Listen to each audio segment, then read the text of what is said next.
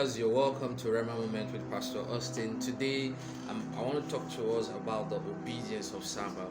In the book of 1 Samuel chapter 3, if you start reading from verse 1 to 10, the Bible talks about a story there about Samuel. You know, the Lord was calling Samuel, and because Samuel was still young in the things of God, he thought it was Eli that was calling him, because God called him in Eli's voice. And then the scripture says he ran to Eli and he said, "Master, you called me." The master said no. It happened again the second time. He went to meet Eli, and Eli, being experienced in the things of God, sensed that must be the Lord calling him. And then he said to him, I said, when that voice speaks again, say, "Speak, Lord, thy servant heareth." And lo and behold, Samuel went back to bed, heard that voice again, and he did according to what his master said. He said, "Speak, Lord, thy servant heareth." And the Lord began to speak to Samuel. That talks about obedience to instructions. It's very, very key. You see, you must learn not just to listen, you must learn to listen to obey. Obedience is the key to your next level.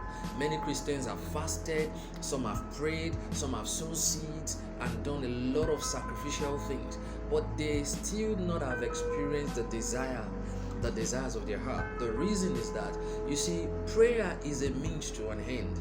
When you pray, an instruction comes. You must learn to do that which you received in the place of prayer. As you obey, miracles will be the result. As you obey, the next level you desire will be the result. Don't joke with instructions. Instructions are life, and your obedience to them is what keeps you changing level from one level of glory to another.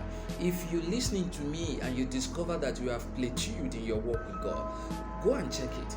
You realize that the time you started plateauing was when your obedience stopped.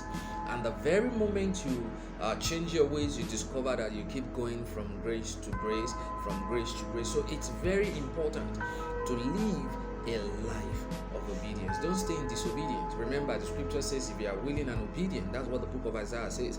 It says, you shall eat the good of the land. Do you want to eat the good of the land this week? Stay obedient. Till I see you next week, God bless you.